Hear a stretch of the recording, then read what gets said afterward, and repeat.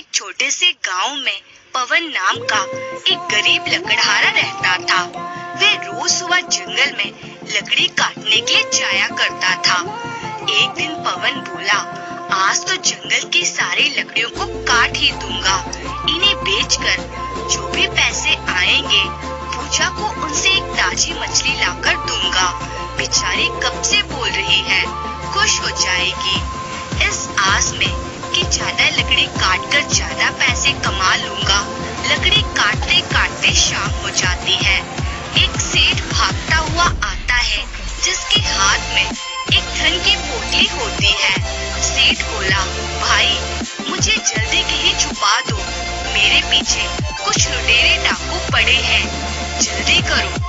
पवन बोला, सेठ जी आप चिंता मत कीजिए, जल्दी से उस बड़े से पेड़ के पीछे छुप जाइए। सेठ पेड़ के पीछे छिप जाता है। तभी वहाँ 4 लुटेरे डाकू आ जाते हैं। डाकुओं का सरदार कहता है, क्यों रे, क्या तूने यहाँ किसी सेठ को भागते हुए देखा है? पवन बोला, नहीं नहीं डाकू महाराज, मैंने तो किसी भी सेठ को यहाँ से भागते हुए नहीं देखा। तभी दूसरा डाकू बोला, अगर तूने हमसे झूठ बोला तो तुम्हारी खैर नहीं, समझे?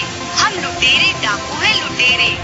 पवन बोला, नहीं नहीं डाकू महाराज, मैं सच बोल रहा हूँ। मैंने यहाँ से किसी भी सेठ को भागते हुए नहीं देखा है जिनके हाथों में धन की पोटली हो। लगता है आप जिस सेठ की बात कर रहे हो वे किसी और दिशा में चला गया होगा। डाकुओं का सरदार बोला, अच्छा ठीक है, चलो फिर यहाँ से, बस सेठ बचकर जाना नहीं चाहिए, हमें उसके धन की पोटली चाहिए। उसके बाद सभी डाकू वहाँ से चले जाते हैं। तभी सेठ पेड़ के पीछे से निकलकर आता है। सेठ बोला, तुम्हारा बहुत बहुत धन्यवाद भाई, आज तो तुमने मुझे बाल बाल बचा लिया। पवन बोला, लेकिन सेठ जी आप उन लुटेरों से इस तरह भाग क्यों रहे थे और वे डाकू आपके पीछे क्यों पड़े हैं? सेठ बोला, अरे भाई मैं दूसरे गांव का एक सुनार हूँ। आज मेरी दुकान पर कुछ लुटेरे डाकुओं ने मेरा धन लूटने के लिए हमला कर दिया। बड़ी मुश्किल से मैं अपनी जान बचाकर भागा और जितना भी धन मेरे पास था सब इस पोटली में बांध लिया और मैं भागते भागते जंगल में आ गया तो ये डाकू भी मेरा पीछा करते करते यहाँ तक आ गए। वे मुझसे मेरे धन की पोटली छीनना चाहते हैं। पवन बोला, सेठ जी वे डाकू आपको ऐसे क्यों ढूंढ रहे हैं? यहाँ आपका ज्यादा समय तक रुकना ठीक नहीं होगा, आप मेरे साथ मेरे घर चलिए। उसके बाद वह सेठ पवन के साथ उसके घर जाता है। तभी पवन की पत्नी पूजा कहती है, मैंने आपसे कहा था ना, मुझे आज मछली ही खानी है, आप लाए हैं या नहीं लाए हैं? तभी पवन अपनी पत्नी को सारी बात बताता है। पवन की पत्नी सेठ के हाथों में धन की पोटली देखती है और उसके मन में सेठ के धन को लेकर लालच आ जाता है।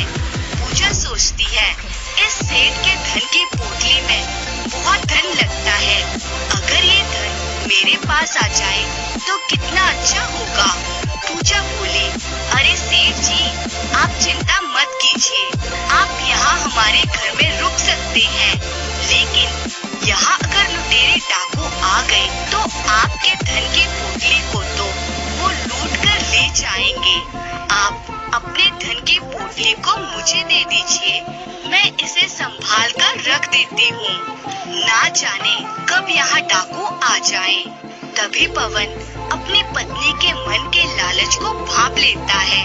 पवन कहता है, नहीं नहीं सेठ जी आप एक काम कीजिए, मेरे घर में एक गड्ढा खोदकर उसमें ही धन की पोटली छुपा दीजिए। वे डाकू कभी नहीं जान पाएंगे आपने अपने धन की पोटली कहाँ छुपाई है। सेठ बोला, ठीक है भाई, अगर तुम कहते हो तो मैं अपने इस धन की पोटली को तुम्हारे घर की जमीन में गड्ढा खोदकर छुपा देता हूँ। पोटली छुपाने के बाद पवन कहता है, सेठ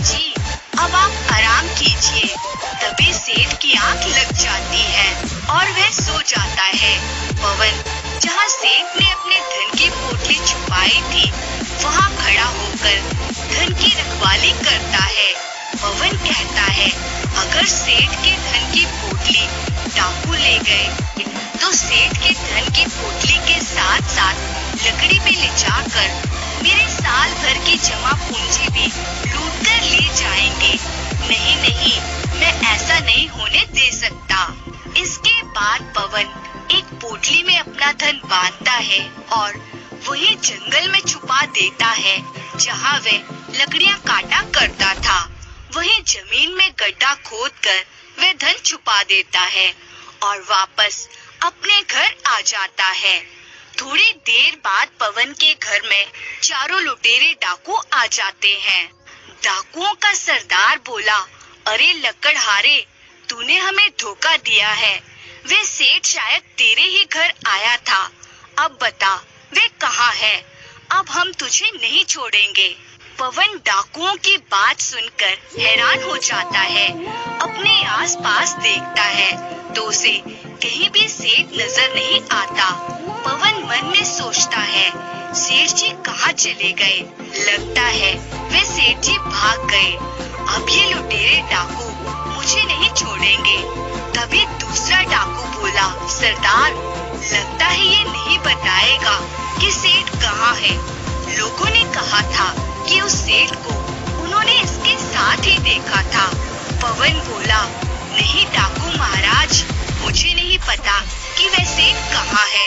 उसके धन की पोटली कहाँ है, मुझे नहीं पता। सरदार, वह सेठ थोड़ी देर पहले यही तो था, लेकिन अब मुझे नहीं पता वे कहाँ गया। डाकू महाराज, मुझे माफ कर दीजिए। तभी पवन की पत्नी पूजा वहाँ आती है और डाकुओं के सरदार से कहती है, इन्हें छोड़ दीजिए, ये मेरे पति हैं, इन्होंने कुछ नहीं किया। आपको सेठ के धन की पोटली ही चाहिए ना? धन की पोटली यहाँ मेरे घर में जमीन के नीचे गड्ढे में दफन है। आप उसको खोद कर ले जाएं, लेकिन मेरे पति को छोड़ दीजिए। सरदार बोला, तुम लोग क्या देख